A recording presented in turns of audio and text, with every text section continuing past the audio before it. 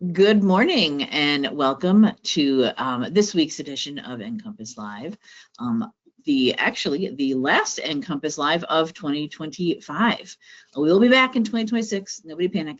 This is just the last one for this year. I am your host, Krista Porter, here at the Nebraska Library Commission. NCompass Live is the Commission's weekly webinar series where we cover a variety of topics that may be of interest to libraries. We broadcast the show live every Wednesday morning at 10 a.m. Central Time. But if you're unable to join us on Wednesdays, that's fine. We do record the show as we are doing today, and it will be available for you to watch later in our show archives at your convenience. And I will show you at the end of today's show where all of those show recordings are. Both the live show and the recordings are free and open for anyone to watch. Excuse me. So please do share with your friends, family, neighbors, colleagues, anyone you think might be interested in any of the topics we have on NCompass Live.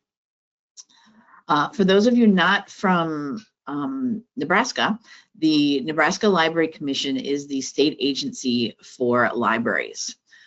So we provide training and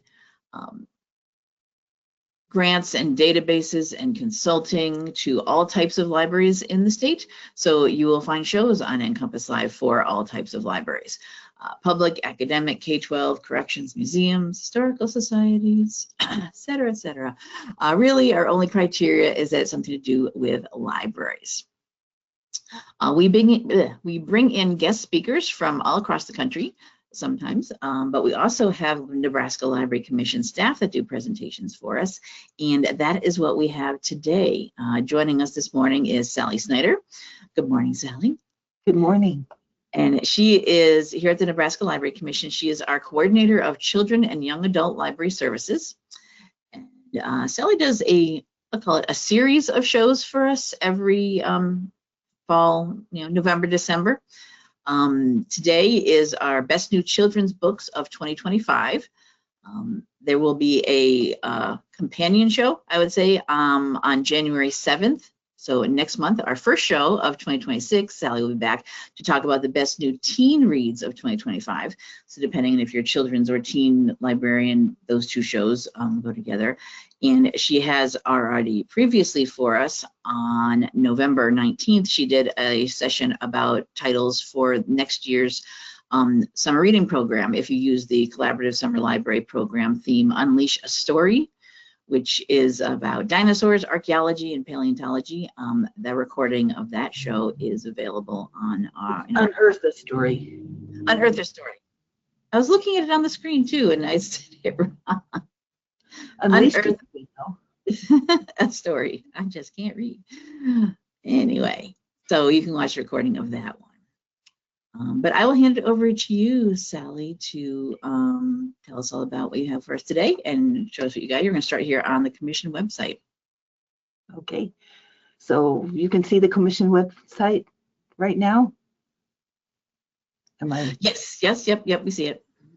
So to find the handout, the list of titles I'm going to talk about, if you just go to the search box and type in handouts and hit that, and that's the Library Commission handouts. So far, they're all mine. I'm willing to share this with other people, but so far nobody's taken me up on that offer. Now, at conference, I gave this presentation as well, our NLA conference, Nebraska Library Association. So right under here, an NLA conference, you can click on Best New Children's Books, and you'll get the handout. And once this recording is done, then we'll have a handout with the recording information too. So it'll be, or I'll send you to this handout because it's the same one. Right. But when if we you put up need the show archives, there'll be a link to the video, so you'll see this and the slides. She has a slide presentation that we'll go to in just a second here that has the book covers for all the books, and then also a link directly to this handouts page where you can get all of her lists. Yep. So I just wanted you to know where that is. If you want to go there right now and print out a list for yourself, you're sure welcome to do that. In the meantime, and now the conference was in October. Have you added any books since then, or is it still, because I know you're always reading. I am always reading. I did not dare add any more titles to this horribly long list. Because we have a lot of books to talk about today. All right, go ahead, take it away. And your slides look good. They're full screen, perfect. Great, wonderful. So this is my list, and as soon as the conference was over, I jumped into reading a bunch more teen books because the teen one's coming up. So I didn't quit reading children's books, but I haven't read as many in the meantime. So we're going to start with the picture books, and this one, I forgot to say that I do have a blurb sheet that I stick with because it helps me to stay on track. And as we go along through all these many titles, it'll keep me focused and bringing up the things that I want you to know about this book. So this one is about a terrible fire is burning and all the animals go to the river for safety. But a hummingbird takes a little tiny drop of water and flies back to the fire and lets it go. Back to the river, the elephant asks her, "What is she doing? She can't put out the fire." She says, "I am doing what I can." "Then I will do what I can," said the elephant. The other animals helped too. Soon they all became very tired, but they did not stop. Finally, the terrible fire was out, and most of the land was saved. Together, they had each done what they could. The author's note states that this originated with the indigenous people of South America, but it has traveled the world. Now, occasionally I'm going to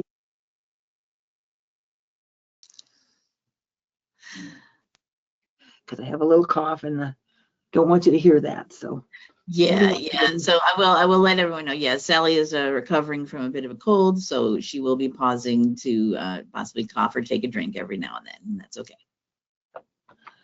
So in the next book, this is a rollicking rhyme and exuberant illustrations to make this quite a winner. First, the listener and Granny's grandchildren count the goats. After they count them again, and they count them 1, 2, 3, 4, 5, and then they also count them 10, 20, 30, 40. So you have different types of counting. After they count them a second time, troublemaking goat number 100 is missing. Granny and the children retrace her path, and they find chaos everywhere that goat 100 has been. Will they find goat 100? We hope so. This is clever. Frank, a penguin, was known for doing things differently. Frank was full of ideas. One day he knitted a red hat and he wore it. The other penguins were suspicious and nervous. He offered to let Neville try wearing the hat. Neville put it on and was immediately eaten by a leaping killer whale. No one else went near the hat or Frank. Frank tried lots of other colors. Maybe red was the problem. Still, no penguin would touch any of his hats. Frank gave up, announcing he would not make more hats. Then a seal behind him asked him for the final hat he had made. Frank looked behind him to see a big group of seals all wearing hats. Vindicated, Frank began working on his next idea. This whole book is about be yourself, create what makes you happy, and share with others. And hope you don't get eaten by a killer whale. That's a good message. A little harsh there, but okay.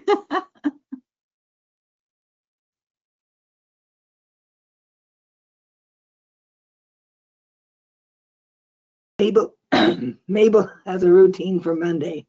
My voice keeps changing, isn't it? She takes her chair out of her bedroom, stops in the kitchen to get a bowl of dry cereal, goes outside and sits on her chair in front of the garage, waiting. Then the garbage truck arrives. Oh, that is amazing. It's incredible what it does. When it's finished, the garbage truck blasts a friendly honk honk. Mabel sighs for all the people who miss it. But turn the page, and there are many more people looking out their windows to see the garbage truck do its thing. This is celebrating what you love.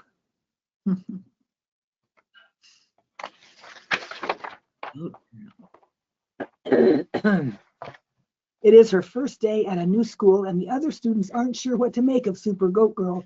She has no cape, and she seems to be shy. At recess, some of the other students show their stuff. One can stretch in any direction, another can solve a zillion math problems every second. Super Goat Girl can't do any of that. But she can save the teacher from evil aliens bites the rope of impossibilium. No one else could do that. By the end of the day, and after 2 more emergencies, the students see that working together and taking super goat girl into account is the best approach. When the main character's younger brother is hassled for cutting in line for the ice cream truck because he went to stand by his brother, he defends him by telling the line that Devi is his brother. Even if they don't look alike, he is nearly exactly almost like me. And he thinks to himself of all the things they share. Both are adopted from another country. Both love swimming, trampolines, and when their dad tells them stories. After all in line get ice cream, the objector looks and knows that he and his brother both like sugar cones, just like the main character and his brother do. Forgiveness and understanding. This is the first book of the original series made into a picture book by the original author-illustrator. Beautiful art and just the right amount of text. Reader, you might think Roz was out of place on the island, and yet, as the robot explored her surroundings, she had a very different thought in her mind. It's a wonderful introduction for younger readers. Two children, a boy and a girl, wake up one summer morning. After breakfast, they run some errands and then play in the water from a fire hydrant. The joy and mess of eating a fresh watermelon is wonderfully portrayed in the illustration. This special summer night, they go to the rooftop of their city building. Soon fireworks light up the sky with bangs and pops. There's a 2-page spread that lifts up to be a 4-page spread of the grand finale. The fireworks are portrayed in pinks, blues, white, some yellows, and reds. Happy 4th of July. Maya and her extended family, cousins, aunts, uncles, grandma, and mom, are going to the beach. They do it every year. Lots to do and plenty of family to do it with. Dig in the sand, walk in and out of the waves, take a rest and eat. Maya and her cousin Leo have a splashing fight, enjoying it until they get in trouble for making the younger twins mad. Off to do something else. Large illustrations dominate the pages, and the text is just right for reading aloud. A follow-up to their collaboration with the book Love, they show comfort at bedtime, having a hurried breakfast before leaving for the day, and a child watching their grandfather fish from their houseboat. Then a reminder that home can go away through a hurricane, a fire, or by falling on hard times. But home is not a building. It is the people you know and love, and who love and care about you. So there are many different homes that they visit in this book, showing different families. Oh, I love this one. Puddles, okay. Peddler travels the countryside offering puddles to those who wish for them. He has a variety of offerings, a tiny one for a hummingbird, a small one for one frog, and a much larger one for a bunch of frogs. Everyone loves the puddles he makes, and they pay him what they can. But one day his cart is stuck in the sand by the ocean. Down the hill come his friends, and they help push and pull the cart back to the woods. Maybe this is a good place for him to settle down and call it home. Things are different today. Zebra wasn't ready. The alphabet always starts with A is for apple. What is this Z for zebra starting out now? Where is A? Everyone's confused. So Zebra and Yak look into this mix-up. Walrus asks, does the alphabet start with Z is for zebra now? Yak replies, that's what we're trying to find out. Join them on their adventure. A free bike by the side of the road. Is it a big bike or a little bike? Depends on who tries to ride it. Different animals give it a try. A duck, a rhino, a cheetah, and more. It is either too big, too little, too slow, too fast. Finally, it is just right for the girl who loves it until she outgrows it. Then what? A free bike by the side of the road. 9 brief, delightful stories about Bean, a young hedgehog, and her grandma. Each story takes from 4 to 6 pages and has cozy illustrations, heartwarming and good for reading aloud. A school library journal says the stories show the magic in simple moments like riding a swing or playing with stuffed animals. A centropoem celebrates the forest. A centropoem is the stringing together of lines from different poems from different poets. That's explained to you in the back matter. A walk through the forest evokes respect and love for the natural world. The poets included are Edgar Allan Poe, Oscar Wilde, Emily Dickinson, Lord Byron, Emily Bronte, are some of the 37 poets used in this centropoem. It's welcoming, colorful artwork that adds to the effect. And this is such fun. It's a father and son having a good day, pretending to be different things. Father, they share a book that encourages them to become bees, birds, and more. The two play along and eventually become the world and all the noises of the world, all at the same time. I don't know how they do that. Last is the opportunity to exclaim, again, and they read the book again. It's great fun. Elijah is disappointed when Dad comes home from work and tells him their plans for the next day must be changed. Having a new baby in the family can mean having to work more, and Daddy has to work on Saturday this week. Elijah agrees to help. He is quiet. He has a project to complete. He cleans up the messes he makes. When Daddy gets home, there is a kite Elijah made for him to fly to enjoy some fun time. A slave girl's life is compared to Cinderella. Instead of a fairy godmother, she has Binti, the cook, and someone named Moses. After months of preparation, a proper dress and a warm coat must be made for her. Cece is ready. She slips out of the house and off to the river where she meets Moses, Harriet Tubman. And there's where the story ends. As it says on the back of the book, 7 skies cross paths as a rainstorm approaches. Opening with, the skies had hung out their freshly washed clouds to dry. The poetry by Kuzu is delightful, as always, and the beautiful illustrations match the story well. This will encourage listeners to look to the sky when outside. A side story in the illustrations shows 2 children, each at the top of different apartment buildings, sending a note back and forth using a clothesline. Ah, Ted Kooser book, I see. Yes. That previous one, I mean.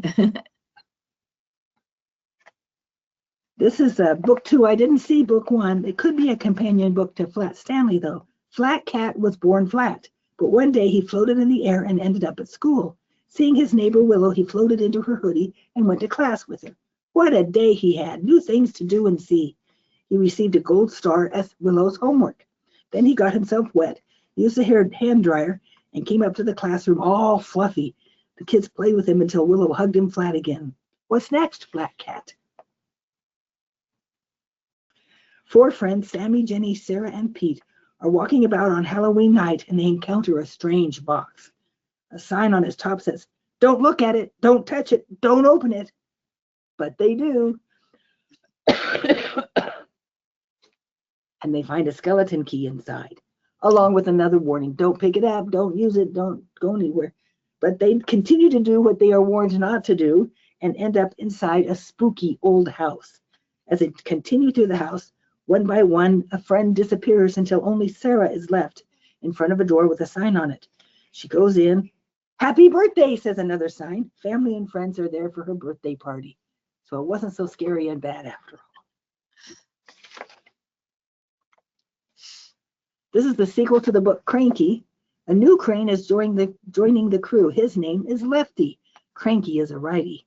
Yay, a book noticing leftiness. Lefty is full of smiles and jokes, and he is talkative, unlike Cranky. Cranky is worried that his friends will like Lefty more, but they explain to him that he is unique, and they like him for who he is. There is room for all on the work crew. And just as a note put in the book, the author's first name is pronounced Fook. It rhymes with Luke, in case you wondered about that. The unnamed girl has a strawberry-colored birthmark on her forehead. She named it Toto. Mom says it is a kiss from an angel, but when she is ready to start school, her mom cuts some bangs for her to hide Toto. At school, she meets a girl, Nico, and they have fun together. Then at recess, the girl hangs on the monkey bars and Toto appears. Nico is excited and says it means the girl has an extra life. They are now undeniably friends.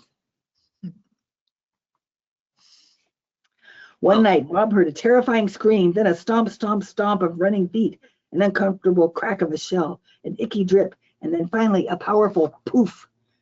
He thought he had died, but he had only changed. He had wings, things, and hunger. Such hunger.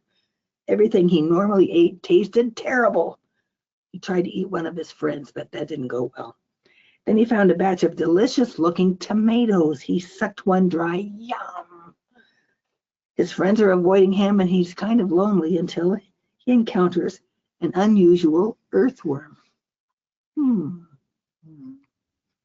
Some beginning readers These two best friends are enjoying the wonderful garden at Clyde's aunt's house.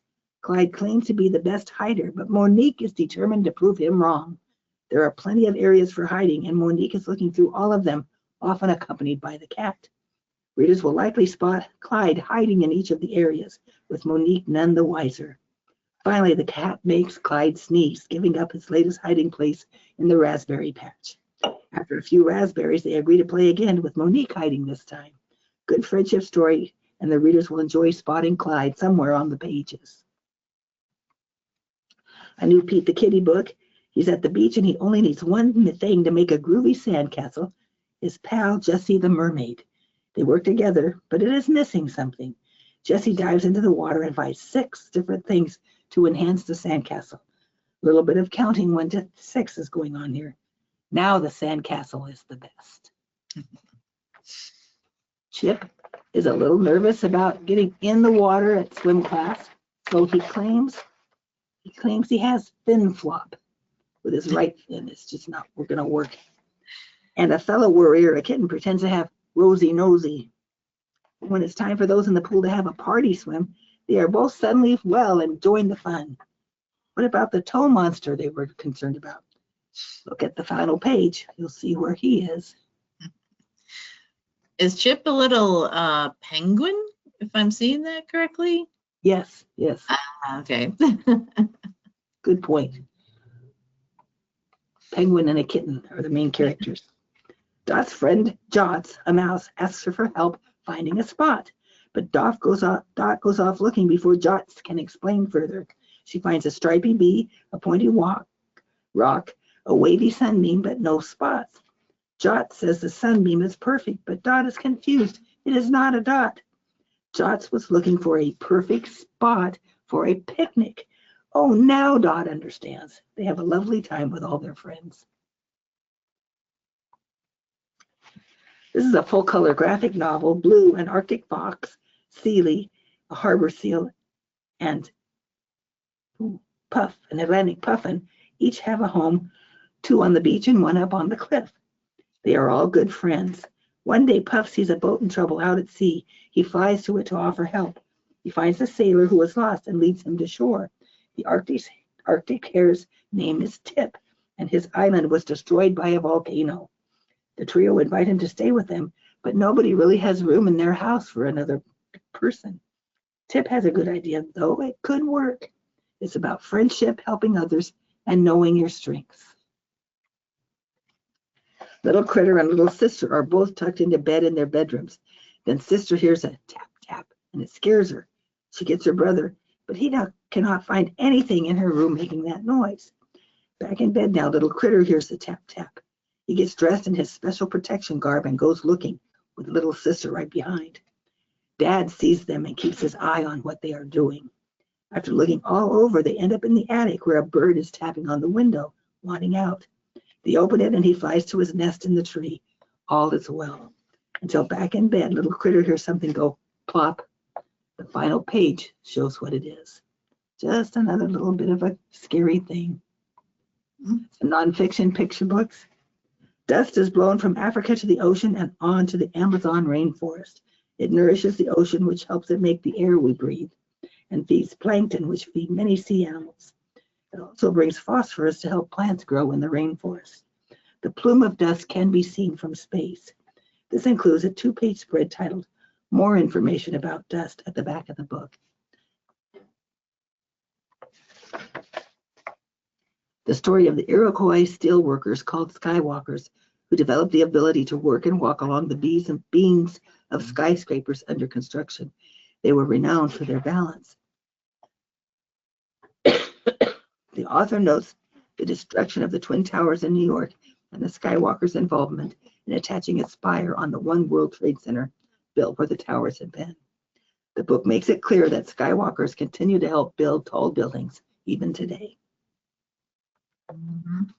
Here's a good question. Where do sea turtles live? Alex and her friends are members of the Curious Explorers Club, and they are wondering this. They suggested places like rock pools, kelp forest, estuaries, coral reefs, among other ideas. But actually, sea turtles live in the whole wide ocean. Occasional 2-page spreads give basic information on several better-known sea turtles, such as their names and how large they are, what they like to eat, nesting and hatching of turtle eggs, where each kind is more likely to be found in the ocean. But the last 2-page spread guides the reader in starting their own Curious Explorers Club if they want. An introduction to different types of land formations using concrete poetry, from the globe of Earth itself to arches, continents, oases, plateaus, and more. This can be enjoyed by younger readers for the poetry, or older readers studying geologic formations or concrete poetry. School Library Journal says both bold text and illustrations work together seamlessly, and an excellent introduction to our awesome planet. Told in rhyming text, the author recounts what we know about Inky, the octopus. He was in an aquarium in New Zealand and appeared to enjoy squirting water at the keepers and grabbing their cleaning equipment. Then one night, the lid to his tank was not closed. All the keepers know is what they found the next morning: an empty tank and a streak on the floor that ended at a drain pipe. This pipe led to the sea. It concludes with 2 text pages titled More About Inky.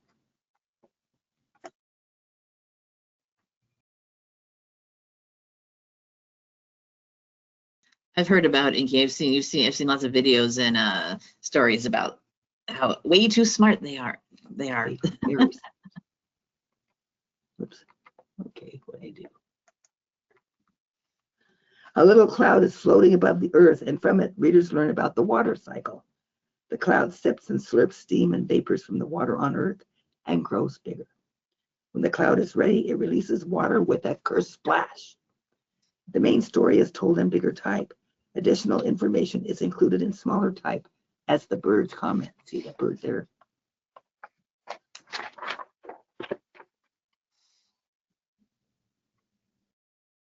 Starting at number 10, the largest of the list, the author introduces the 10 smallest mammals of the world.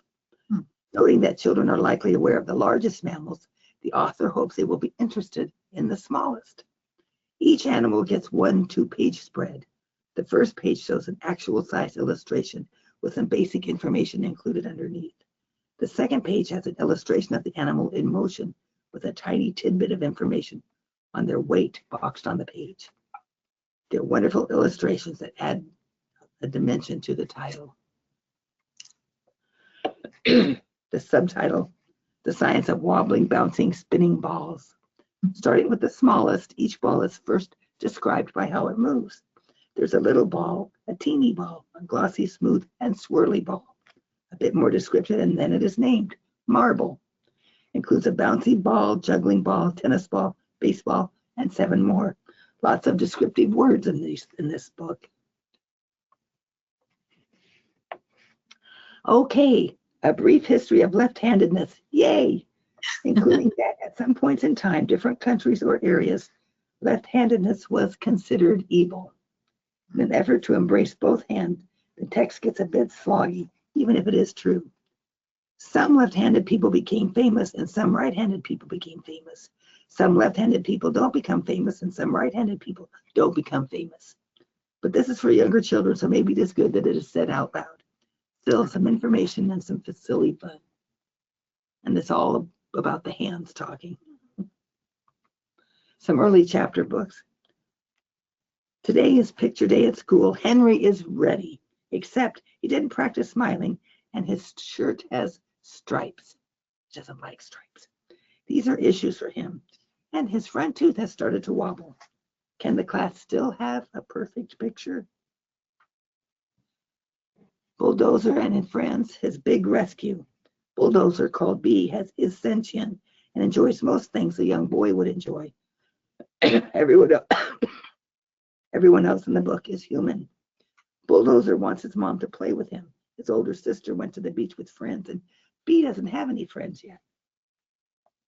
His mom sends him to welcome the new neighbors with some cookies she baked. He is shy but determined to do what she asked. There is a younger boy, Jay, and a girl about B's age, Millie. Jay wants a ride, and Millie walks next to him. Then a cat jumps into the street, and B slams on the brakes. The cat climbed up a nearby tree and looks frightened. Can B, Jay, and Millie rescue it? Second book about Bulldozer is his first day of school. He says he doesn't feel well and wants to stay home. It is his first day of school and he doesn't know anyone. Then his neighbor Millie, who we met in the first book, comes running up to him. They go into school together. But he makes a few mistakes and he feels bad. Everyone says mistakes happen and it's okay. Later, Bee helps some kids on the playground and helps the teacher too. Maybe school is okay. There's a couple of books about Hocus and Pocus. Two cute pups in the first book, To Spell for Home. They are hoping to be adopted. A witch has noticed the litter and realized all the puppies were slightly magical, so she took them to the shelter for slightly magical pets. They hide in a witch bag and ride home with her on her broom. Now all they need is a spell to make her place their home. They accidentally cause some trouble first, but then Jinx the witch decides to keep them. In the second book, they are introduced to their neighbor, a wizard named Jade, who has a new highly magical pet, a dragon named Bye Bye. Ooh. This is the second book about Orris and Timble. Orris, the rat, lived in an abandoned barn. Among his treasures was an old empty sardine can with a picture of a fish with a crown on its head. And the writing, Imperial Sardine, make the good and noble choice. Each evening, his friend Timble and Owl landed on the hayloft window for their evening of friendship and stories. But one evening, Timble did not come. Orris waited all night. No Timble. Orris waited the next night. No Owl again.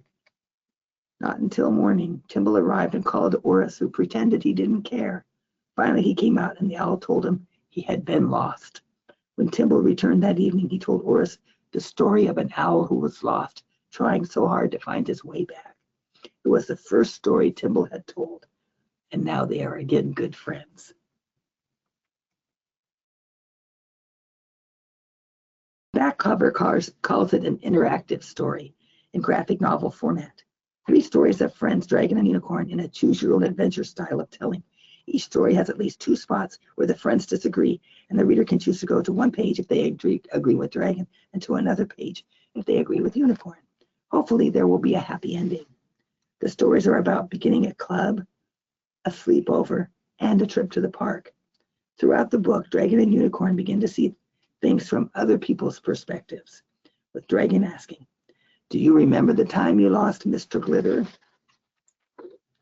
Reminding the dragon. 4 stories of the adventure of 2 friends. In the title story, The Stick, it's a fall day and everyone is looking for the very best sticks. Bear and Bird see 2 friends fighting over a stick and they say they would never do that. Then they saw they were both holding the same stick. Each insists it's the other's stick and neither one will take it. After arguing about it, Bird comes up with a good idea. They will use the stick to hold a flag over the sticky den that they created with the other sticks. Sharing is a good solution. And then another book about Bear and Bird. In the title story, they were playing with a ball when it rolled into the creepy cave.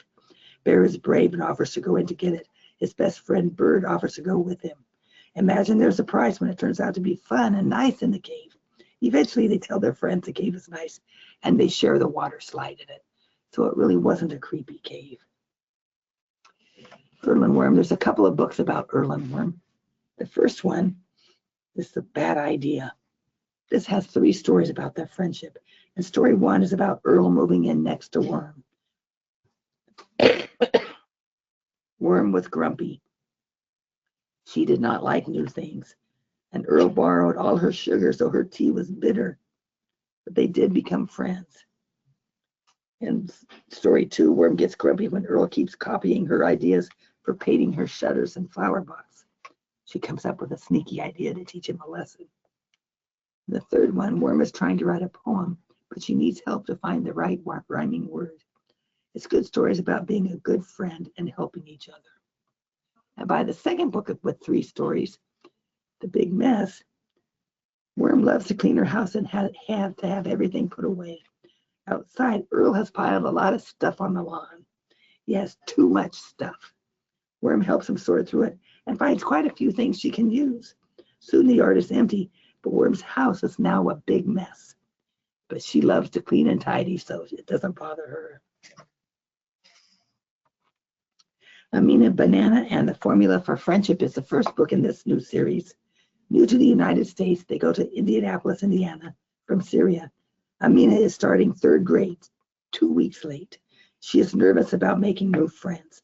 Science is her favorite subject, so she develops a formula to make friends. But it doesn't work. A few girls do welcome her to their lunch table. School is a struggle, but it slowly gets better.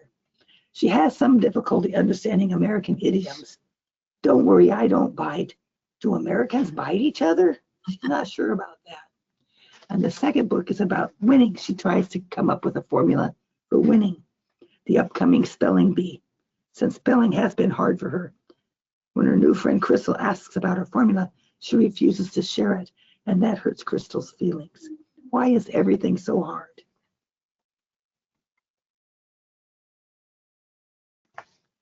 Eddie is staying with his grandparents on the Rosebud Reservation while his father has an operation. Eddie feels out of place and misses his parents, but the dog Fritz and his grandparents make him feel welcome. He helps his grandma in the garden and his grandpa with taking care of Buck, their horse. Grandpa gives him some cowboys that traditionally children played with as toy horses. They were buffalo bugs historically. Eddie enjoys playing with them. As time goes by, he feels less lonely. His grandparents love and appreciate him, and he is learning a lot by helping out. Then one day, Grandpa rides back home injured. Eddie helps him off the horse, and Grandma runs to start the car, but it won't. Eddie rides back to ask for help at the nearby store. Sooner than expected, his parents are back, and now he knows he will miss his grandparents and the farm. Still, he has his bone horses to play with and remind him of the summer. This is book 3. I have not read the first 2. It's set in India. Sona decides to run for class leader since boastful Pradeep, a new kid, announced he would win. But when she turns to her 2 best friends, Joy and Renu, they do not support her. Then Joy decides to run too. Sona doesn't understand. Joy really wants to be class leader, and Sona entered the race only so Pradeep wouldn't be the only candidate. Bad feelings last for a while until Sona's relative tells her to write a pro-con paper to see if she really wants to be class leader. And she realizes that she doesn't.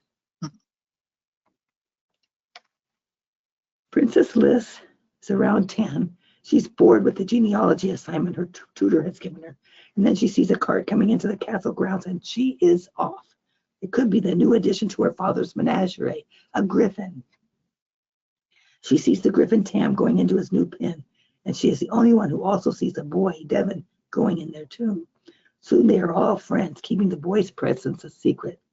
There is a problem in that a few animals from the menagerie have gone missing, and no one seems to know what happened. Liz and Devin are hoping to find out and stop any other disappearances without getting caught.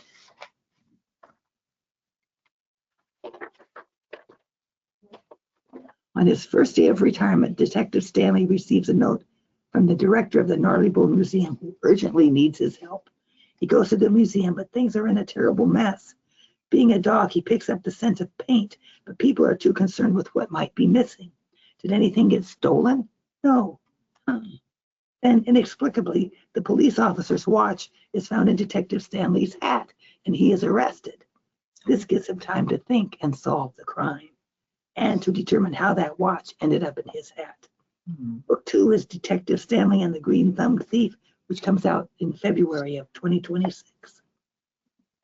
Oh, and just so you know, I'm starting to read ahead to summer of 2027, which will be mysteries. So here's something to think about. Fiction for grades 2 to 5. This is a full-color graphic novel. Nora, 10, is disappointed that the family is moving across their estate to a new town, and she will have to move her horse, Hay Fever, to a different stable. All their ribbons and trophies were won at their first stable. Now she finds out that Susan, who runs a new stable, Creaky Acres, does not believe in competition, so she does not organize any trips to horse shows. Not only that, Creaky Acres has a goat, opossums, and an unruly mob of riders. It is not the pristine, rule-following, orderly stable she is used to, and she hates it at first. Then she begins to get to know the riders and the way they do things. She begins to loosen up and see the stable for what it is, a great place to gather. And maybe she and the other riders will still find a way to compete in a nearby horse show. This is a full-color graphic novel as well. Lily intentionally flunks her science final so she can stay with her friends in their little town. Her parents want the three of them to move to a nearby town since Lily was accepted into the exclusive academy there. After Lily hits the ball that lands in an abandoned house, the group goes in to retrieve it and accidentally frees a bunch of the ghosts to roam the town. They plan to capture the ghosts and help them finish what they need to move on. Book list says middle graders who like ghost stories with plenty of laughs will appreciate this rollicking adventure.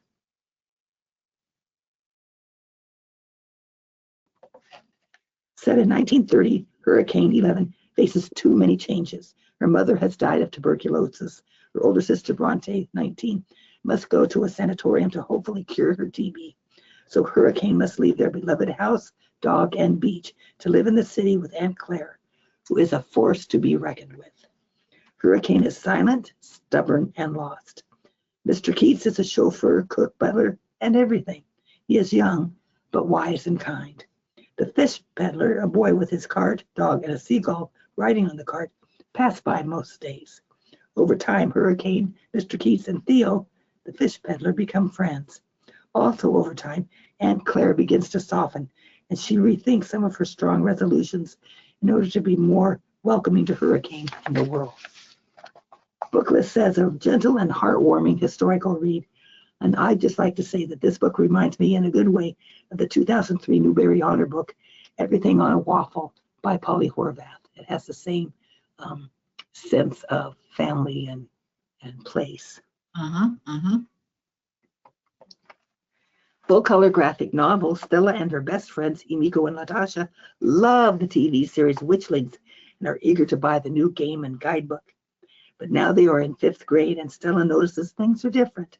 Their textbooks are thicker, uses longer words, and has fewer pictures. Stella is great at math, but reading is hard for her. She falls behind in her subjects due to so much reading, but keeps trying to hide it. Her biggest disappointment is when the Witchlings guidebook comes out, and it is a lot of reading with very few pictures. She loves art, and reading is hard. After a fight with her friends, Stella is all alone. Her teacher realizes that she needs assessment, and soon some changes help her catch up on her subjects. Now all she needs is to apologize to her friends. It includes dyslexia-friendly font and subtle formatting choices to be accessible to all readers. And also it uses no italics because that makes for easier reading as well, according to the promo in the book. This is book 2 of the duology. Max is now back in Germany near Berlin and must try to accomplish his mission for Britain and his personal mission to find his parents. Coincidence, narrow escapes, hard work, quick thinking, Max's knowledge of radios, and unbelievable happenstance all contribute to Max getting into trouble and getting out again more than once. As book list says, an at times buoyant, always captivating, and ultimately heart-rending masterpiece of middle grade historical fiction. The annotated bibliography at the back of the book conveys his painstaking research of World War II and the Nazis. Book 1, The Adventures of the Invisible Boy. His first day in a new school, Stanley accidentally bumps Jean's table at the science fair, spilling his world's most powerful stain remover. It entirely covers Stan and Jean. Next thing you know, they are invisible. Unfortunately, Jean decides to become evil as Unseen Jean and is busy causing trouble. Don't worry though, Invisible Boy is on the scene, battling Jean in his laboratory. After Stanley saves Jean's life, they shut down all the gadgets in the lab and become friends. Then they find out that they become invisible again if Stanley burps or Jean sneezes. So book 2, Stanley and Jean are up against their first super duper villains who have stolen everything out of Stanley's parents' new hardware store. They may have to sell their house. Or Jean and Stanley may turn into superheroes and capture the villains. Complications happen, of course, but perseverance can save the day. Both books are fun and clever with unusual secondary characters such as Trash Computer. Yes, made from trash. And Cheese Cat, he smells bad. Oh, Book 2 is coming soon. Yeah, poor Cheese Cat. This is the author's middle grade debut. Kaylani, 12, black and a Brooklyn girl, is spending some of the summer at her quote unquote grandma's bougie Nate church friend's house in Martha's Vineyard. When she gets there, it is clear the host's granddaughters want nothing to do with her, probably because her father is in prison. She wants to spend the summer finding a new way to prove her father is innocent, but she can't do that from Martha's Vineyard. She meets some locals and is shocked as anyone when a teen, Chadwick, is found dead in the water one morning. Now she is determined to solve this mystery. There are several things that just don't fit. School Library Journal says a masterful middle grade mystery. This one deserves a spot on every school and library shelf. This is hilarious fun. It's a full color graphic novel. A war in space has been going on for years. The cosmic spirit of light and the dreaded Hakar Armada battle. The spirit of light could not prevail, so she sped across the universe to find another to hold her being in power. She found Mr. Muffins, a corgi, on Earth. Mr. Muffins and Reuben, his boy, are in the park when a spaceship crashes near them. An extraterrestrial gets out and speaks several languages before using English. She is Lieutenant Kasara of the Voltarian Alliance and needs the help of the Spirit of Light to continue to fight the Hakar. Clever with plenty of action, lots of humor, I have been assured by Krista Porter, owner of a corgi, that the behavior of Mr. Muffins is typical of corgis, except for his power as a Spirit of Light. I don't think your dog has that, but I don't know. no, Lily does not have, the story she's not shown us does not have any powers like that, no, but yes, we have a corgi as well, and definitely whoever wrote this either has one or definitely did research on how those little things, how they act. It's a lot of fun, and I'm hoping for another book in the future about Mr. Muffins. Korean-American 12-year-old fraternal twins Dex and Phoebe both love skating. Dex on a hockey team and Phoebe in competitive pairs figure skating. Then Dex is cut from his hockey team and Phoebe's partner has injured his leg. The only thing that will push Dex into skating with his sister is that his mother has promised to buy him the ultra expensive skates everyone else on the hockey team has. They lost their father due to cancer and are working through this loss in different ways. Being together on the ice is helping their relationship and their approaches to mourning. Dex has been trying to ignore everything, and Phoebe is trying to talk about it. Learning to figure skate is helping Dex get in shape. Plus, he finally has to learn how to skate backwards and to develop his stamina, things his coach had encouraged him to do to try out again for the team. There's a lot packaged into this short novel, and the pages will flow freely. And anyone who's seen the movie The Cutting Edge will think of that immediately as they hear about it. I did, yes, it immediately popped into my mind. Yep. Told in alternating voices of Dexter, Gianna, Jackson, a teacher, and more. Dexter, 12, has been living with his grandmother since he was 6. He is homeschooled, but now he must attend middle school. Why? Because he has been living with her in the Pines Retirement Village. He is a favorite of the residents, and several of them have helped homeschool him. His first day at Wolfside Middle School, the students think he is an oddball and a dorky dresser. However, thanks to the residents of the village, he has learned how to fix many different things and has his own Swiss Army knife to do so. He is very handy and lots of things are broken at the school, so they kind of appreciate his abilities.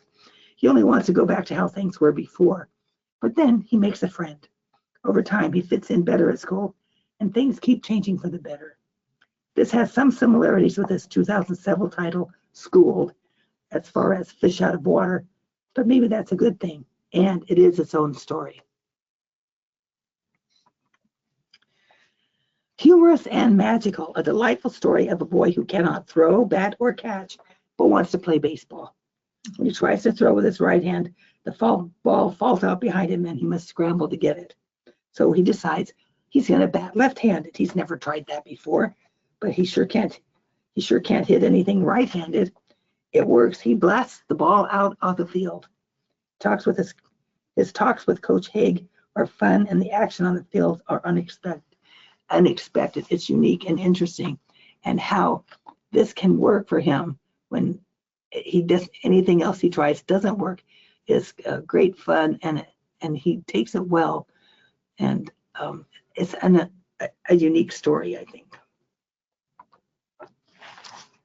Full color graphic novel set in 1994 in Indonesia and told from the oldest child, Abby's point of view.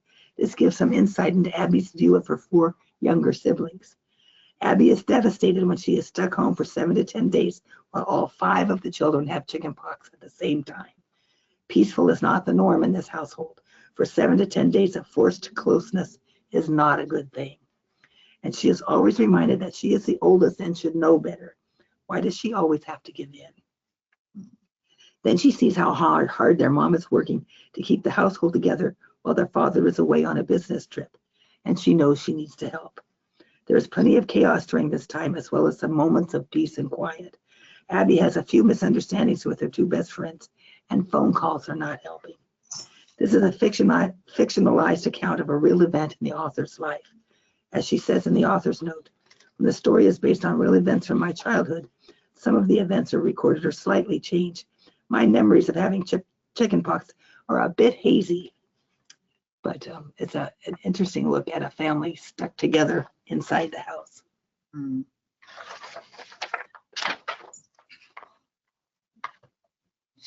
Oops, I went too far.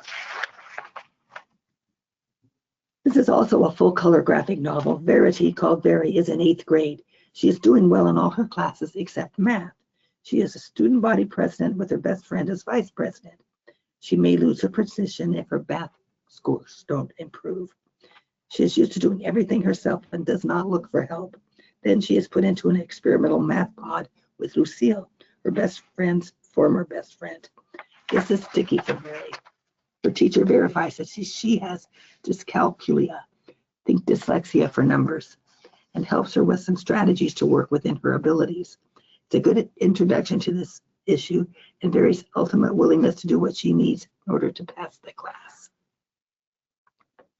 This is pretty creepy. It's a full-color graphic novel. A recent hurricane has stirred up some of the waters, and when the family and friends go fishing up the river where it used to be a good fishing area, it is foggy and they catch some weird mutated fish. Younger brother Andrew and the father are washed overboard when a rogue wave hits.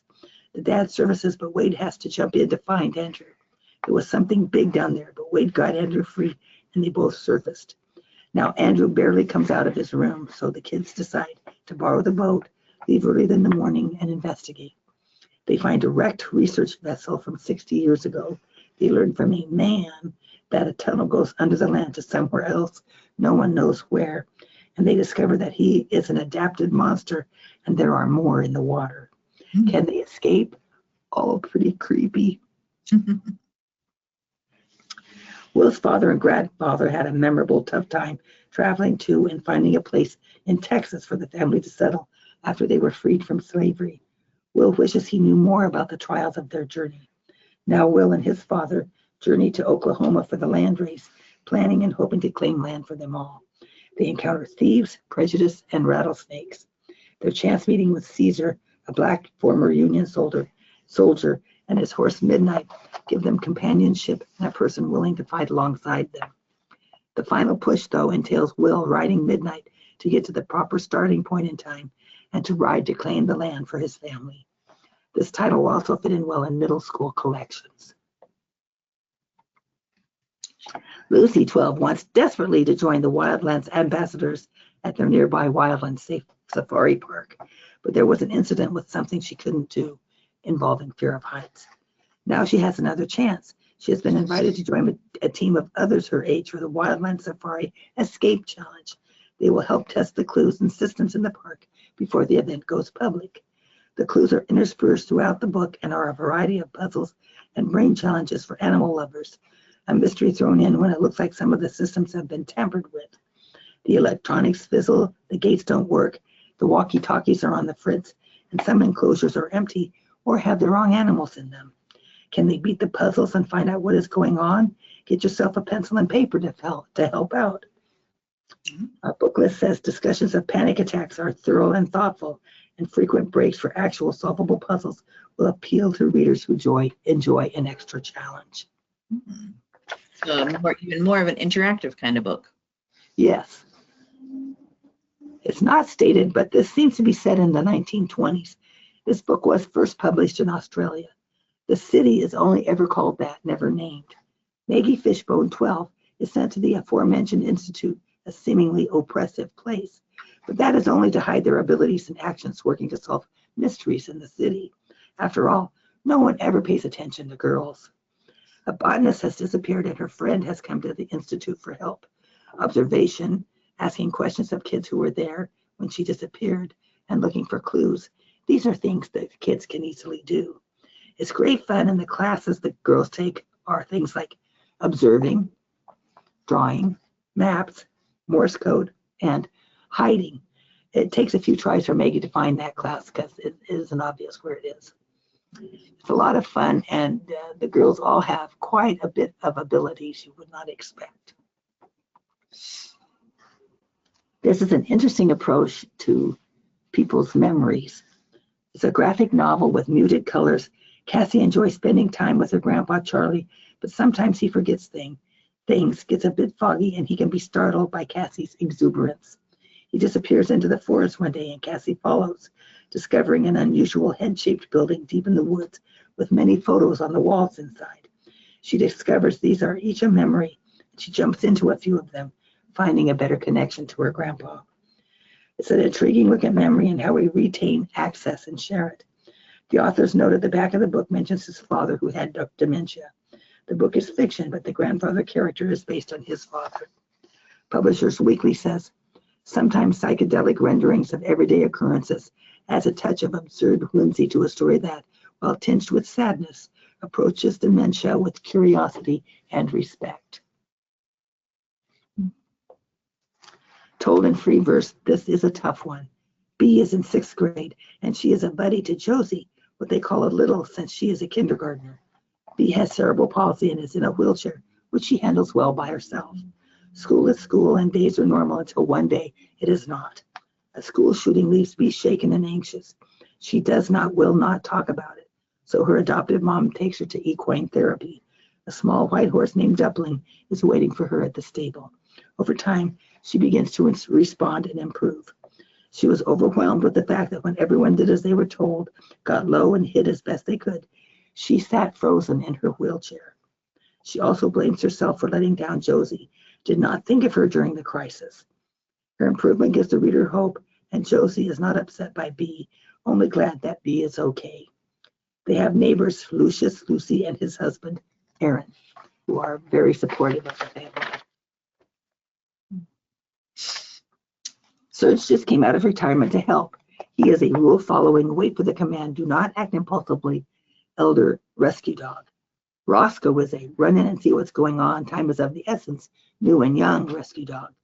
They are supposed to work together, but they don't much like it. During their rescues, they each do something right to help others, but it takes some time for them to realize that being extreme in their methods is not good. Sometimes it pays to be methodical, and sometimes someone needs you to rush in and help. It's good lessons for both of them. Another book about puny corn. I love puny corn. This is book 2. Puny corn and his cohorts, Wheeze, a fireless dragon, and Pooh, a dung beetle, must find the weapon of power in order to save the sword Bloodgutter. Wheeze is sure that his stolen hoard has a weapon of power in it, so they go to his home to find the thief and retrieve Nosepigger.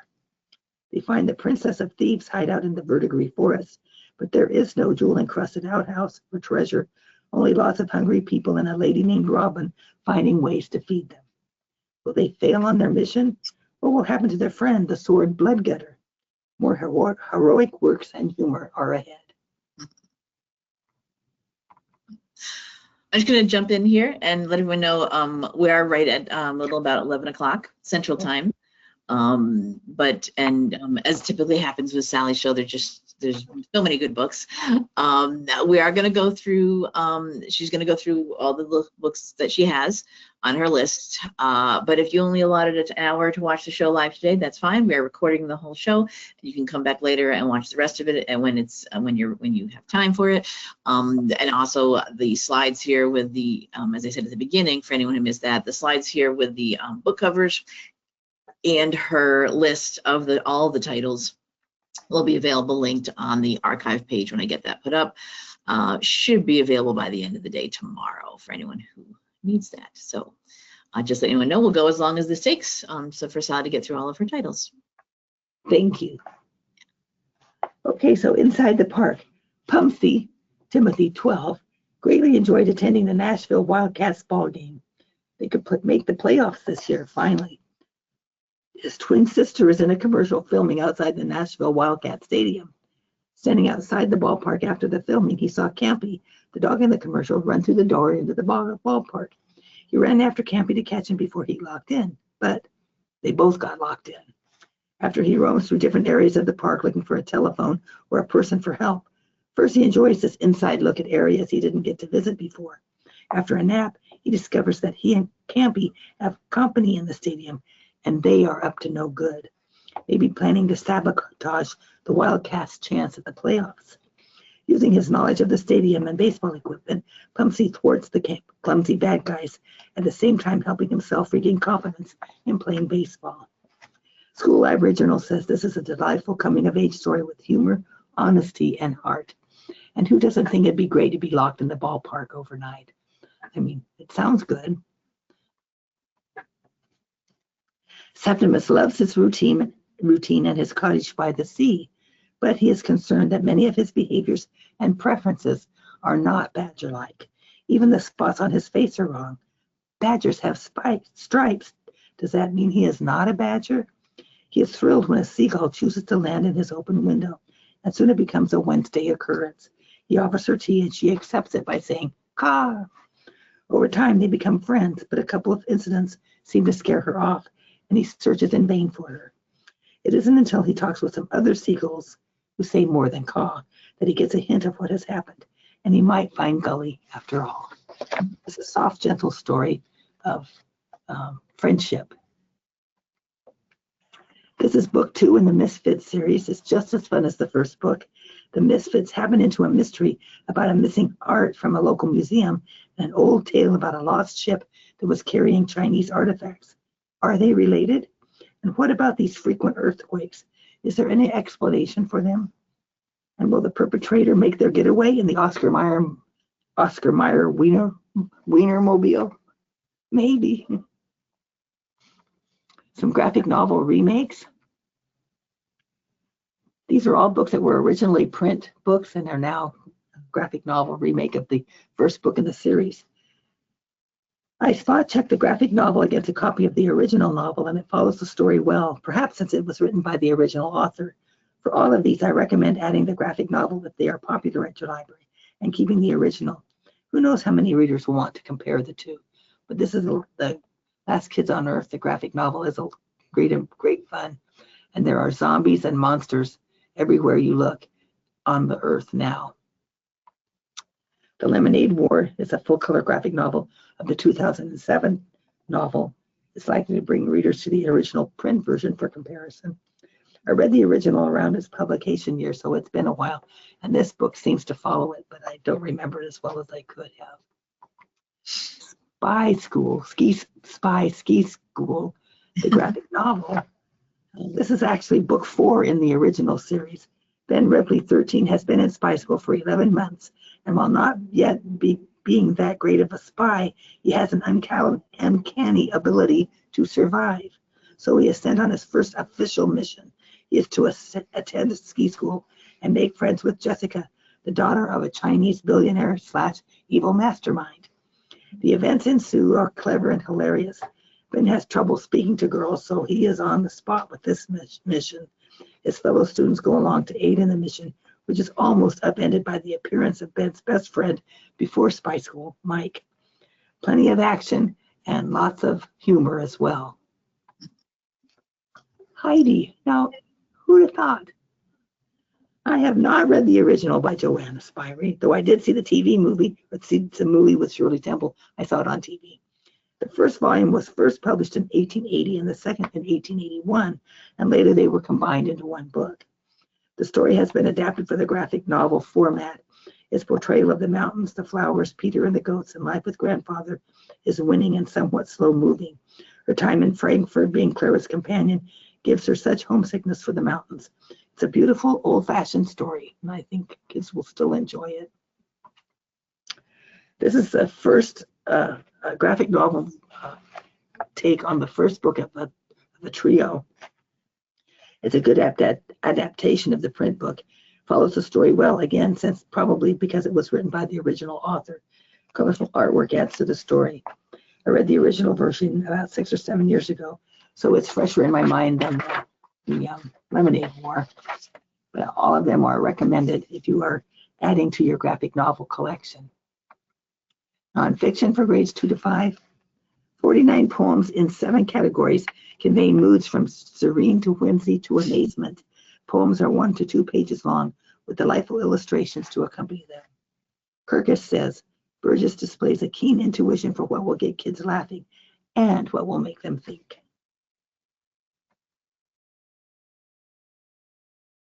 This is book 2 of this series. These titles are a graphic novel approach to biographies of famous athletes. The fictional part of the series is the concept that there is a secret sports superhero council that needs help determining future members of the council. They select Maya, the girl over there, and Jesse, the boy, who know lots of sports facts. The 2 children are tasked with finding out Wilma Rudolph's story and reporting back in 1 week. Good biographical information told in an appealing way, and sure to bring in sports fans and graphic novel fans. A picture book look at how we observe and track hurricanes to warn people when they approach and to learn about them. Many 2-page spreads visit people tracking the storm on one side and everyday lives of people on the other side.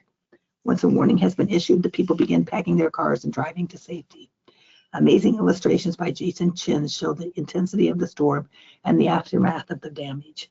Include some detailed information at the back of the book on the parts of a hurricane, how it forms, why it spins, and a note from the author. The author in this one has set up things like the reader is an investigator for the Black Swan Scientific Investigations Team, complete with case files including eyewitness accounts and reminders to look for proof and be aware of the effects of wishful thinking, trying to make the proof fit the wish. It's full of information about the Loch Ness Monster, the occasional trickster setups, and a few things that cannot be explained. For those who want to know, there is still no definitive proof that Nessie actually exists. 75 words are defined in short, catchy poems to help the readers remember them. An import from Great Britain, a few words used to help define the main word may be puzzling to children. The only one I encountered was whinge as a definition for querulous. She also uses whine and complain in its definitions, so it is understandable, but I'd never heard the word whinge. Colorful art on every 2-page spread catches the eye and assists in defining the words. Well, aren't kids going to check this out? Standard biography in the Who Is series provides interesting information about Tony Hawk. It includes black and white drawings on almost every 2-page spread, and also includes a timeline of his life and a brief bibliography. 20 poets each tell of a mistake they made as a child and how it affected their lives. Things like running down the field with a soccer ball only to learn you scored a goal for the other team. Each poet also includes a lesson learned or a positive observation of the results of the event. The overall idea is that it's okay to make mistakes and to learn from them. Kirkus says, comforting reminders that nobody's perfect, infused with lessons large and small.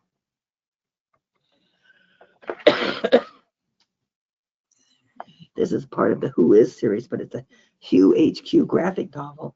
That's basic biographical information presented in graphic novel format. It includes a timeline of his life and a brief bibliography, and it's apparently it was always pronounced gung fu, not kung fu, but somehow it got changed somewhere, according to the book. I didn't know that. No, I didn't either. And that's my list, except I do have some serious books, but I don't know if you want me to go on into those or not, Krista. Sure, go ahead. Yeah. Well, there's just a few picture books. The Day the Crayons, remember The Day the Crayons Quit? Well, Oh, yeah. several books since then. This is The Day the Crayons Made Friends. The crayon box is empty again, but this time they didn't run away. They made different friends, and so you learn who else made friends with who else. And don't worry, they do plan to come back. This is part of the food group. This is book number 8. The pie is happy to let everyone else shine. He doesn't want to be showy. His best friend is a piece of cake named Jake. Jake does everything well. The pie is a humble pie, and that's no lie. But when Jake the cake and the pie agree to do a project for school together, Jake is always late or doesn't show up. He's too busy. Finally, Pie realizes he has to say something or the project won't be completed. He dreaded it, but he did tell Jake he had to help. And Jake agrees and apologizes, and the project does get done in time for their presentation. Sometimes you do need to speak up. This is the 6th book that started with No David. David is back with more shenanigans. Mom is not impressed by or happy with the things David thinks is funny. Some people may think this is a how to irritate your mom primer, but kids will love it.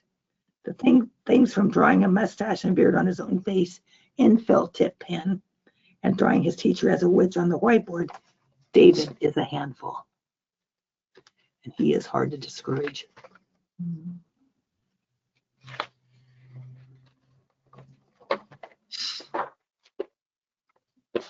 So beginning readers, just a quick look at Pete the cat. Pete is busy. He's looking through his telescope in the night sky when he sees his friend Marty is trapped on Mars. Pete gathers supplies and heads to Mars in his spaceship. He finds Marty helps repair that spaceship, and after a snack, the reader assumes they will travel back to Earth. So obviously this is not based in science, but young readers will enjoy Pete's determination to rescue his friend. Their class is putting on a play, and Yasmin, whose family is Pakistani American, does not want to act in it, so the teacher assigns her to be the director. She is told she needs to decide what is best for the play. After some setbacks, Yasmin does make a few changes that work better for the actors. Being a director is a big responsibility. Several books already about Ty. Ty loves to watch TV shows and read books about superheroes. With Ty's lively imagination, he can see himself as Super Ty, but he cannot fix all problems by himself. Sometimes he needs his older brother, who willingly joins in. The art shows their imaginations as they are drawn more childlike than the regular illustration. So when you see the more childlike drawing, that's what they're imagining they're doing. And a curious George. George is happy his friend, the man with the yellow hat, is going to receive an award today. After the man leaves, George thinks about making him a special surprise. He tries making a cake, but he makes a few mistakes. So he tries again. But he is not allowed to use a stove by himself. He must wait for the man to get home. And when he gets home, they have 2 surprises. So that's extra nice. A couple of early chapter books. Book 7 and Book 8 of the Anna Hibiscus series. These are the last 2 books in the series. Book 8 is especially hard for everyone when Anna Hibiscus's grandfather dies. Will they ever find joy again?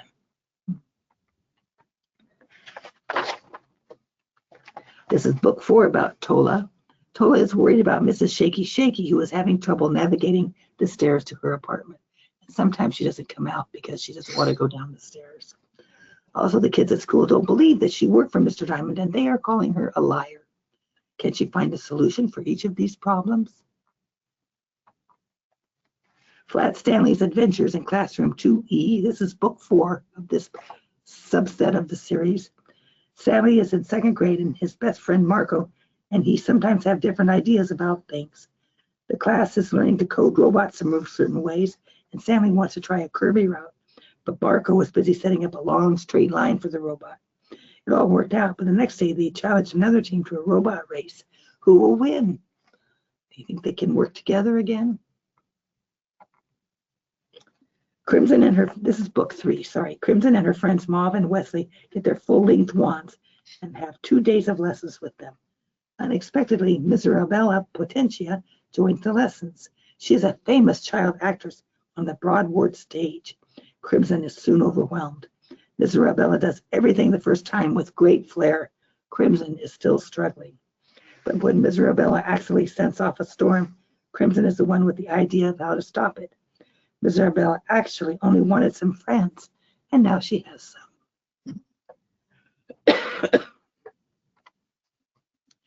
This is book 11 about the Princess in Black.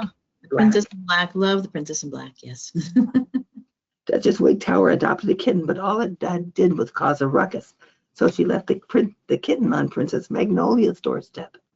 At least she did that much. The princess loves the kitten and is already offering to play with her when the monster alarm goes off. She joins a goat adventure to mollify a very grouchy monster. Upon returning home, she finds the kitten has destroyed the wallpaper.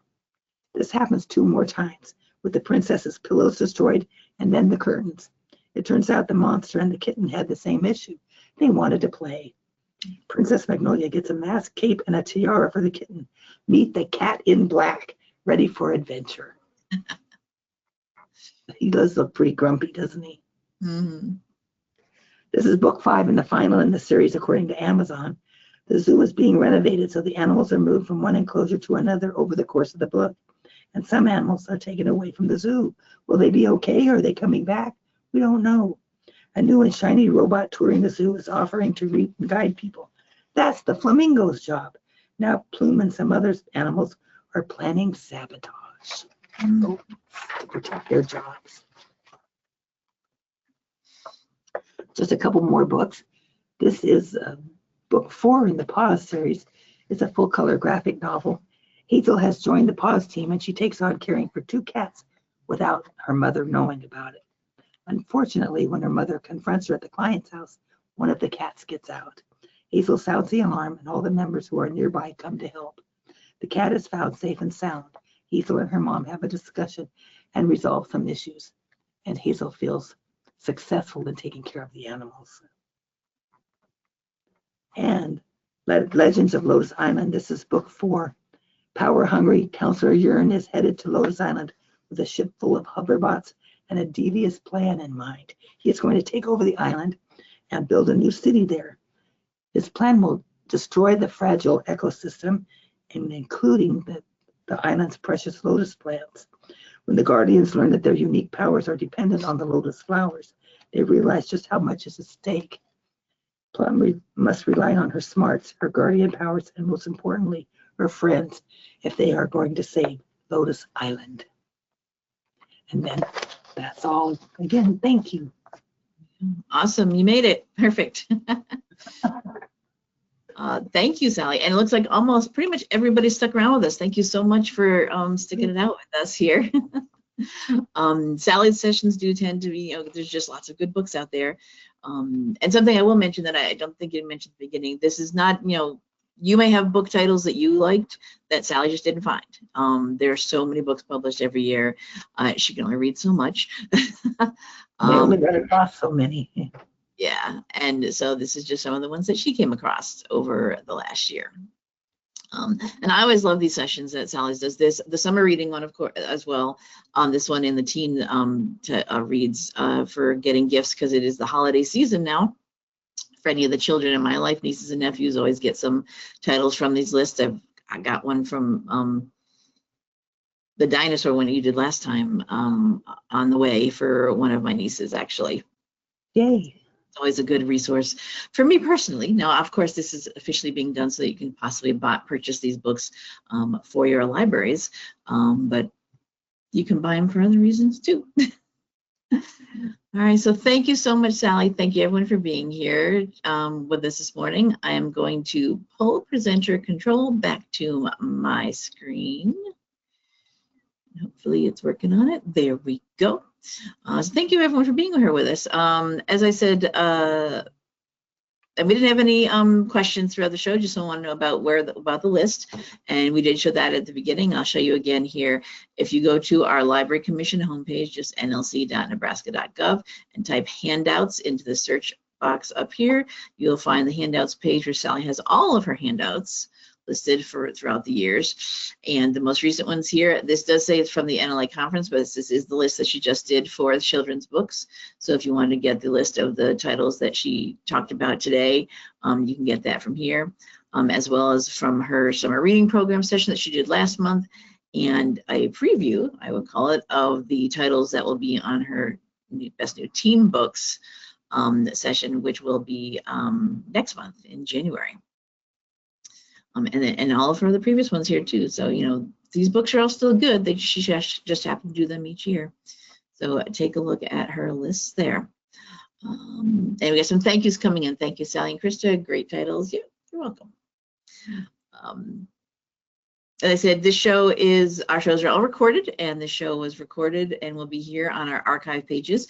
If you use whatever is your search engine of choice and type in NCompass Live, the name of our show, you'll find our main page here and also our archive page. So these are our upcoming shows.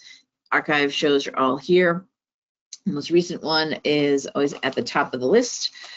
So today's will be there, should be by the end of the day tomorrow, posted up here and ready for you all. They go to our Nebraska Library Commission YouTube channel. As long as you go to webinar and YouTube, cooperate with me. Everyone who attended today's show and registered for today's show will get an email from me letting you know when the recording is ready. We also push that out onto our mailing lists we have here in Nebraska and onto our social media. You may notice in some of our pages we have a link to, we do have a Facebook page for NCompass Live. So if you'd like to use Facebook, give us a like. We post reminders about the show. Here's a reminder to log in today's show. From announcing reminders about the next week's show, and then when the recordings are ready. This is the one from last week. So you can keep an eye on things there. We also use the hashtag NCompLive to post elsewhere. We have a Facebook page for NCompass Live, and we use the Nebraska Library Commission's Instagram account to post on there as well. So you'll find some things posted there. While we're here on the archive page, there is a search feature. If you want to see if we've done a show on a particular topic, you can search our show archives for that. You can search the full show archives or just the most recent 12 months if you just want something from very current. That is because this is our full show archives, and I'm not going to scroll all the way down. As you can see, if you look at the little slide bar over here, this is a very long list. And this is our show archives going back to when NCompass Live first premiered, which was in January 2009. So this year is 2025 is the 17th year. We're at the very end of year 17. Next year will be year 18th year of NCompass Live. And we have all of our show archives here.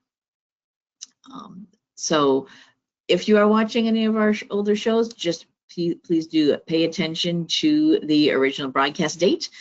They all have the date when they first were done on here. Some of the shows will be fine to watch, stand the test of time, still be good, useful information, but some things will become old and outdated. Information, resources may have changed drastically. Resources might not exist anymore. Links may be broken. People will work at different places than when they presented for us. So just pay attention to that if you are watching any of our older shows. But this is something libraries do. We keep things for historical purposes, and that's what we're doing with our show here. And as long as we have a place to do that, which right now is the Nebraska Library Commission's YouTube channel, we'll always have our show archives, all our full archives up there for you to watch. So normally here's where I talk about the next shows, but we are off for the last 2 weeks in December. It's a holiday time, so Christmas Eve and New Year's Eve, we are taking a break. So there will be no shows, no NCompass Live for the next 2 weeks. Enjoy your holidays, enjoy your new year. But Sally will be back for the first show of 2026, where she will do her, as I describe her companion show to this one, her best new teen reads of 2025. So this would be for the middle and high school levels, older than the ones that were today on the children's ones. And you can see some other shows getting filled in here, so keep an eye on our schedule for any as the new year shows get filled in there. So thanks, Sally, for being with us today. Hope you feel better.